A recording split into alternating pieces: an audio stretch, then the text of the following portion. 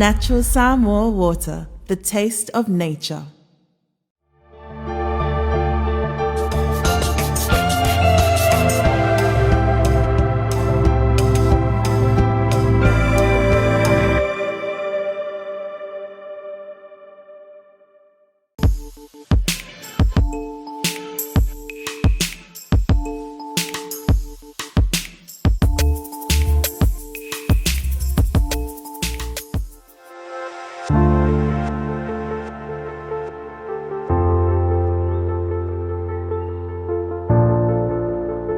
E o te whātala whātu, tenei aso mātango whie o le whaopoponga le neo tātou Port Kalame o le lava singa.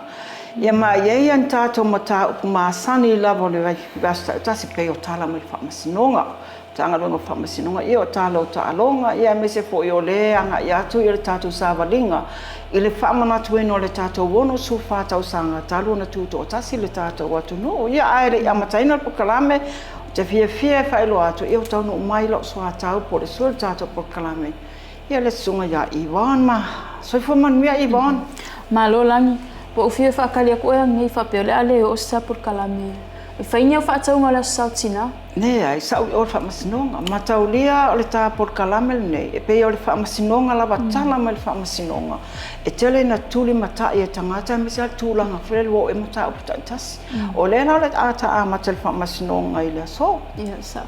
O te loa tele o ta mta upu whaamasinonga, o le toe update sina, po o tala lata mai o mta upu ia o lewa e le ito iai se whaawau se updates o iai alangi. Wa ele ngata le vaenga le na Iwan. E mana tua foi, o lo iai ia mata upuro o whaanga solo pele ilo ina i lomo le whaamasinonga o tūlanga fulele o mau. Ia mo le whateta inga la, tau atu la mata upula le a mua au po katito. Ia lewa lua vai aso. Na whata oto al Port Kalame ia le whaatino ino le ilo ingo mau mata upuni. Ono te loa na pati sila pia mata upuni. E nga tūla i mai no whaale i. Le whain tātala noa i tāla singa mua i la songa fua lea. Ia o le update la tamata upuni. O le tātala noa. Ia a leo ua whaanga solo ia le whaato whaala inga alvasenga whaatono. Wa mata upuni i wan molo sila pia whapena fo ia le mālamlama anga le tātou au whaafonga ma le au mai mua mai. O le mata upu nei o lo o whaia i lumo al vasenga whaatonu po assessors. E mo i lawa o le ia i la fionga le whaapasino. La fionga le ia le utele mata tuatanga loa. Ai o le whainga le whai unga pe whaamaonia, pe le whaamaonia mau nei. I o le mata whai oi po le pitola auna al vasenga la le o whaapasino o i assessors. Whaatonu e to o whai la to o lo. Ia o le la tātala noa a lawa ngai la tau tu e whaile la tau whātou whala inga. Ia ma whai ele whai unga. Ia ele oi loa po le ase teimi umai wa o mea whape nei o i sifo i teimo tua nai. E alua ma le po te ale walu fitu iwa o whai lava wa tatau ona maua se whai unga. I le teimi na ia o te loa o le vai aso fōu. Ia paputa ampa eno mo i se update o le tūlanga. O le ale whai unga le whaamasinonga mata upu nei. Ai mo le oto o tonga le mata upu nei Iwan, mana tua foi. O le asoluso tasi o you like wa orua whalen tu lai mata upu nei i no whale i uta. E whapena la o le tua i aila i a mua au. I le tangata wale ina o le sunga i ala whae le Iosefo. Ia aso ngā fualo aso lua sa fulu lua iulai. A ngā iloa ia li imadu na mālo i ofu. Ile mape au mai tutonu whaatala no ia peitai. Ia e fo isa whalave lave mātu ia antula i mai temi na. Le fulana tangata wale nai ia se tasi fo i oli i malu na mālo. Ia fiongale ia māmea peni amina perite. Ia mata upula nai wana lewa lua vai aso. Ia o ilo le vasenga whaatonu. Ia mau le ngata mau me le tua leo leo. Ia o mau fo me le tua te te. Le lawa mai a ia le ilo inua mau. Ia le lawa ngai ia vasenga whaatonu. Ia whai le whaatou whalainga. Masala upule futbola ia le whai umai o ele latou whaatou whalainga. Ke manino le talalata mai o le whaimta upu. Eile keisi lena e awai atu e whaila so nafi. Le mta upu leo lewa fo ita tele i toi tala noa iai. Le mtaupu lava le ia sivai Sam lisi ala. E sao. E se tala tamai o lea case. O le mataupu nei o le watu o le tu o le lafoni le tu ina mai o le fai unga le whamasinonga. I le aso lua se fulu ono o me masinga nei. Nui o te lua vai aso a le mataupu le nei.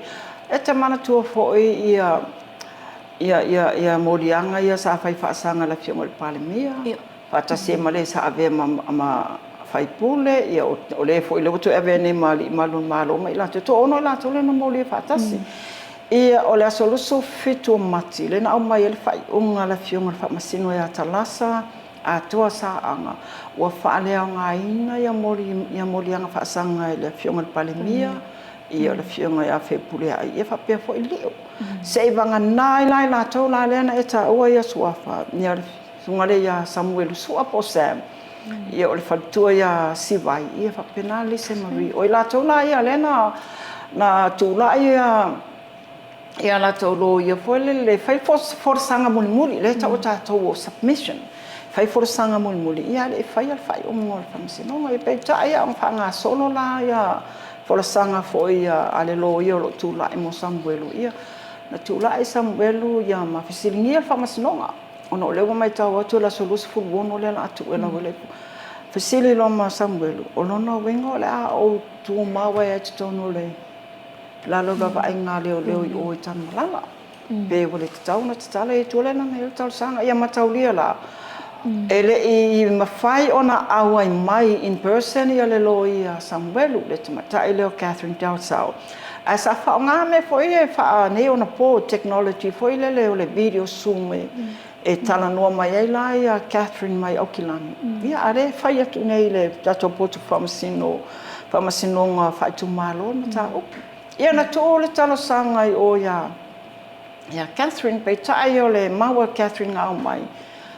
A fai foi le toe fai le talosanga le wa vatu e te le o le process le process e tuta penai o lono vinga o le ato e fai foi se submission e matulanga fa pen matoso ia la fai unga le toe lua ia so fai e o le se ai fa pena foi lai le lo ia satula I mo le na te ono le tulanga foi le o Sam po Samuel ia fai se o mio sa ilia leo le se fai vai temi se foi mta o fiu soi o le la il pole nga fa ale o lo ia ale tuale lo a tatala mai nei tu Sam ia e ele fisilingia le tulanga na to su e foi le la mai ia te e lo tulanga le ai na tu uina ile na safa pena ona awai ia Catherine ma le lo ia ma ngare le nafo e tatia pe ile fionga famasino o ia polale tulanga ia mai ia watu le famasino na awai foi ile fina ngalo le fionga famasino I maui wa watu e tamaita ilo ia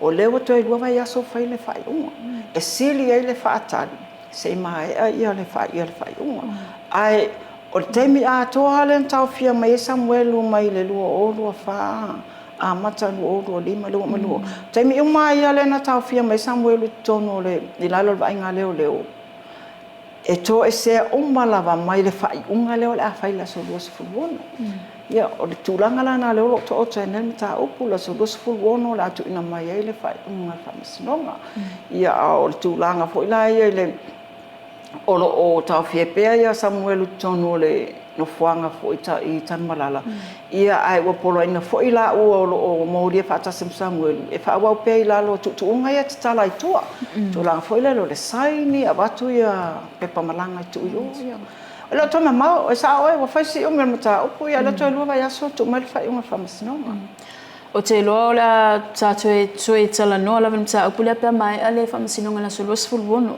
tue fo isesi updates ai isesi mta o pule famasinonga e te fia sau noa langi le ai o le taimi nei o le tele o famasinonga na ua mai ai tasila le simata o pule na fai fo le fai unga famasinonga ma walunga la le mta o pula le susunga ia ikon kaio ne te was se le tunu fa pe iken le sa komisino leo le ai esele iken kaio na fai anel fa salanga famasinonga o ia la le na moli le molianga fo le umi no la fa saina mai le fo molia mo foi le falau to molia le lana tu na mai le fai unga fa masinonga ua iwa masina no fosala i le falpui o molianga na molia ia ole umi e no fala fa saina pole aisa ia ole tu ina ato fa matalanga se fo ile fa seina ia leo ia male tulang fo le resist le rest o ngale atu le o mai pe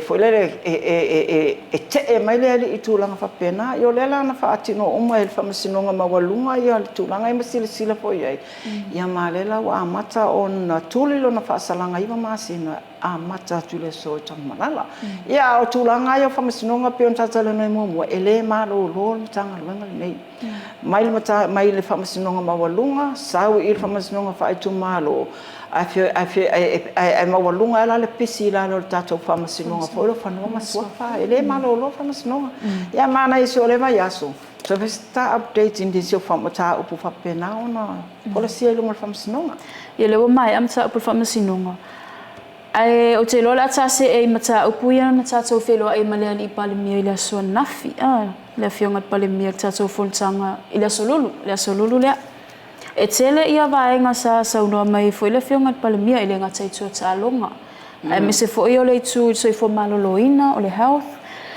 ia ma tato tax invoice monitoring system por le teams esa ele mata pule wana fasilingi o mataulia le katwata o tonga le wai nei el pokala mo le famana tu ino le ono sa fulu fa tau sanga tu tasi samo o le amata tu le so los fu bo me masina nei o le so reile la le na los fu bo me e fa fa sabadi mo le tsa ala mo le auta ia mataulia la tele talonga tele ia talonga me tele mo le afa tu dia foi o il mato territory le taia o la le so reile le la na fasilingi le fionga palemia pelo o ia se fata tau foi le la malo ai mai se lava le fata mai atu tato talinga malo ile tamle sangor sisinga wa me mafa mo ni fa manu yanga mo ila tau ia sa fa manu ia pine aulo pine siliva pine apa metu la fa pena wai e fu lava le malo i lunga le mama fal man malo po le pine na mawet sangat saalo ia le no manino sa no anga la fionga palemia o se fulu tau sanga ile te fai al tulanga le ai lalo fenga fa vai malo e tatau ona fa tino tulanga le ia vai le ele fenga fie mai le tau mo fie foi ia tau mo fenga ila tau nei ta alo ia le la vai ele fa mo malo la so fa le la vai lua i vo me ia o sabati tele la le au ta alo ai ole asolu o yuli ia ole fa tino ila le vai ngala nei ole ono no winga matau ole ola so ole ia pine tau waloa la tunua recognition for ile o tulanga efforts tanga lo ia la tau la ia le la bebe ile ia la fa manuino tulanga le ai ole sila foi ala fionga ile palemia matau ia ole was sui fanga fa vai pe ole tulanga le na ia mo fa ia se mawa longo se le ni len fa pe ave ole te mana tua ole time ole HRP pifa pe se la wafi pe mo mai na pine aulo mai olimpeka ia la stato pine aulo mai olimpeka ngar tato pine siliva le ya ele o pelonge ai le la wa il fuanga malo fenga fa ave folo pata oto ole atu mai lano la ia incentives ia po fa manianga seleni ia na mo wala tunu ia le foi na ia le tana mo ele au fia ile tato ta alonga foi le Pacifica South ia le na toe a fela na fionga ile o totonga muli ia ole talia ile tulanga foi le ole toe reviewing ole tulanga la le foi wa ave ia le polo inga ole tato wa fa la potongo ta alonga po le sasno ia fa penan tanga luenga fai mele lisi au mai ma le lisira le ngato le sua tangata ia alpine aulo po fele ta alonga Commonwealth Olimpeka po il Oceana po la po fele matalo ia fa maunga la ia o lo talia mai kapeneta a o tu lo va enga o kapeneta ia ona fai lo la ia o fufonga kapeneta I fa manu yanga fai ona mau e la tau nei o te tali tau nei vana se me o le tau na fai so tau sanga ia le fai ngofia ia le tulanga foi le ole o atu tatou tama tama ta alo fulele sa ili se ai mo sa mo ia mai le se tūlanga fo le alo ia I pe tari ai fo le la tau tinga ia mau se me o te loa o le vaenga fo lea o le a tili motivated au ta alo I ta alonga ta alonga nei ia o le kalonga na ma ngel tatou se singa o me mafa universal le tolu vaenga ia na fai Oceania o le Commonwealth ia ma le universal lima se fulu tatou pi o te ofo fo ia le na tūlanga lima se fulu pine tau tinga ia le tatou au sisi o se afa nei o se ma tuma matati e tele na fulele ia wale fo ina o le sisi e asia le fionga palemia pise mitanga fo I lana fionga tam fainga tatou au sisi ia malana pau nei tau sele nei au ta alo au sisi e tau le pisilingia lava ia pe mo ni pine pele mo ni pine pe fion tatou ia il temio safa pena tatou ai foi le fusu e safa pena ia le fo mai tau atu le sau mo tatou au pi tūlanga whapena, ele mai le lo tatou awa, mo le fo fa malo e la tau, ele tau mo whainga foi le si tia tūlanga o Samoa I tamito sanga lalanga. O le si mata upo tūlanga le I soifo maloloina. O le o maua e 2 miliona le watoe fa upopo I tatou mai fo ie ave ia tunu I fafo mo tonga fitinga. E esa I le 10 miliona le na pasia mo le fo isa ave mo tonga fitinga ia tunu I fafo. Ia lea foi watoe pasi atu le 2 miliona. Ia mana tua voa I bon. O le soifua maloloina lava le fa mo le malo ma le tūlanga wa onga. Ia pe ona saunua foi la fianga le palemia. Ia le talanoni si mani ma. A o le tūlanga le ia o le tau whainga foi le ia tali ia tatu ia o intia ma New Zealand. Ia ni tumisi le whelawa ia ma fiti mai le tau ngō fia le I wani o le tonga fitinga.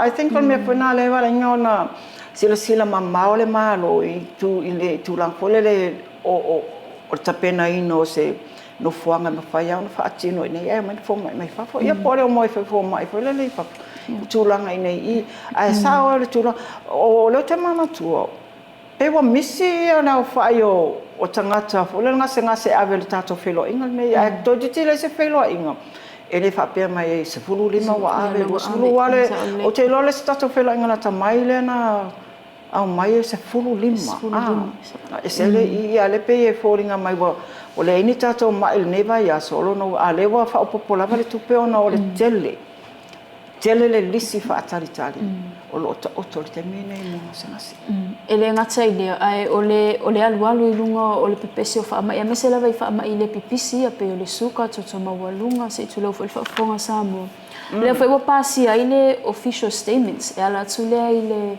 matanga vengo so fo maloloina e tsoe encourage ai ia le puipuinga o le health ele ngatai I sonu o nu sonu ainga le fensa ia awa onga foi e tsoe fai ai awareness fo ia por kalame ina ia I loele atunu ia vaenga o tau mafai me ai paleni fai titi ai le pesi o fa mai le pisi amani te mana tu manuta I lana o te mana tu ai se tase por kalame te milea au a vea le fionga le palemia ma fonga fetalai sa ta o le spako o por kalame la lea tonu a onga mo tau mafa foile le a paleni so I fo malolo intu pa pena le man nei o na vai temi sa fa asailan ko ba kule lole ai spop ai pa pena atau no mena le to tip tip le malo le fula ia matau lia la tau sanga fo le a matai le tatou por kalami fo le tau mafo tamiti o le a onga la tua matua ia ko kalmea ia lana ia tamai o ia wela fo le telo fa mai o le tau mafa lava iwa le fo te vai a o ka so tau mafa mele ia nei ia ale tu langa na lo to o to ia le fufuanga ma malo o awareness nei tonu wa onga ia e tamo atono a inga o te ele sanga la tu me ai tau mafa me ai paleni o la onga ia na foi me la vai ni o vela tu fala moi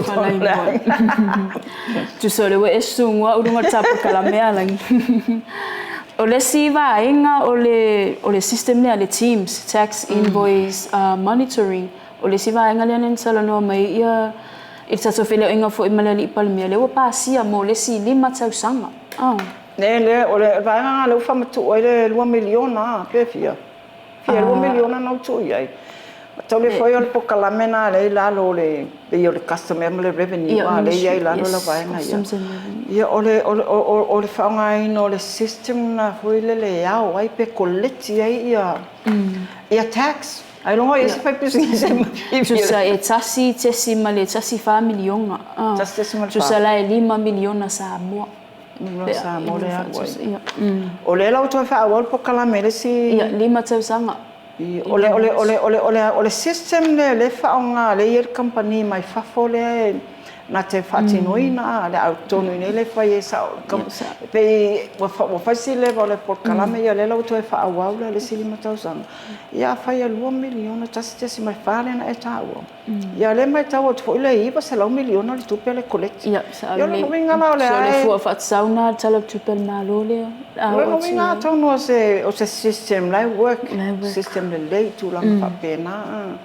Ana la via mai foi sono angal pale mia le tsa o receipt tai mia mai fa tsau ina ia sa o ilo e tanga tsa fa tsau o lo sa o le tsa o lo le fa tsau ina ia e me se foi le o le sa o ia report e fa e records ale Ministry of Customs and Revenue ia o tātou nei o mai tau al men nei e pe le ango i lisik ngala o mal fa kau waro la kau se me lisik e pe le ango ia ia se ala pe me le swing su sen ia tia la pisi okay e se simta upu misi ta to felo inga me le fionga le palemia langi ia o le tau te anga ia tu fa mana tuina o le asotina sa a le sa fa tinol por kalame tele level tanga luenga o tina mata mai tai ia o lo te lona e awal po kalame la iwa. Ia se foi me se tala po ein fa manu ia ina nato abai. Ia mana ia po kalame mana ia awala foi ia mana ia fo ile tau tua tina son ele ngate tonu malo tonu nu o e kalesia ia maso so se fala po tonga wa so se fala po tonga lava e lava tina e ile le o tina tonu o so sengal wenga. Ia man to foi ale tina ele a to sengal wenga. Ia o le alana awai atuai por kalame le o le Samoa National Mother's Day Ceremony. Whatino ina le le mototo asal masina. Ina lo mtanga luenga o tina mtama itai. O le ana whamanuia ina itina umalava. Tusa o upolu ma savai. Nei 5 matasi ia itu malo po district. O fia tau sanga talu ana. Whaiel po kalame le Mother's Day le malo. Walo te mai tau mai tau pewa o leva. Bale lus tolu wa. O leva le por kalame le. Lus tolu sanga. E o ala vaenga sa whaatino na. Na mo ni whailonga nisi. Sa o le na mo whailonga tina umalava mai tu malo. 5 tu malo. 5 fo tina na tofi mai pen. Ia na tofi mai tsoni tu malo. E mawala to whailonga. O tina ia wa mawafar tau tua po wa mawalunga lola tau tua i tsono malo o tsono ekalesia ai le ngata i lea na mau foi whailonga o tina ia wa atoa la tau se lau tau sanga pei ia e tu awha i la tau lea e te mantua foi sapo sa foi lena na atoa lon se lau tau sanga lea ta whailoa foi lunga i le sita por kalame ia Sister Maria Tolotea ia o Sister Maria Tolotea na mau fo ila na whailonga ai pizza e la tau ele i aua yatu ai sa mola tau whailonga ia o Sister Maria Tolotea o kolo tita le au pepe mai fastoo o tau soa le ua fata mai fonga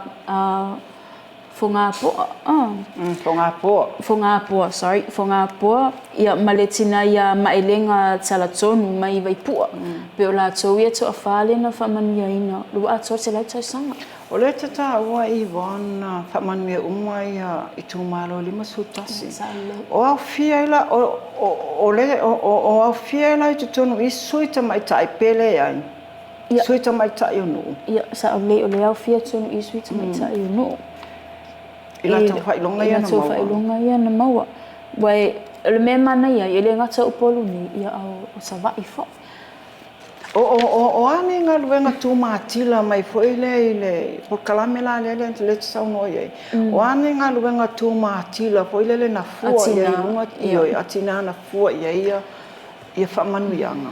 Ia, o le tele o tina ia na maua whailonga nei, o tina nei whai pisinisi. Le ua ola la toa tina e la iti pe o whatuanga, o mea tau lima, e tau tua i tutonu. Whailea, ngā lua la tau e maua la tau tupe, e improve ai fo le la tau tau tua pe la tau ia lena maua whailonga i la swanafi. O le se por kalame masani an tanga ruenga o tina.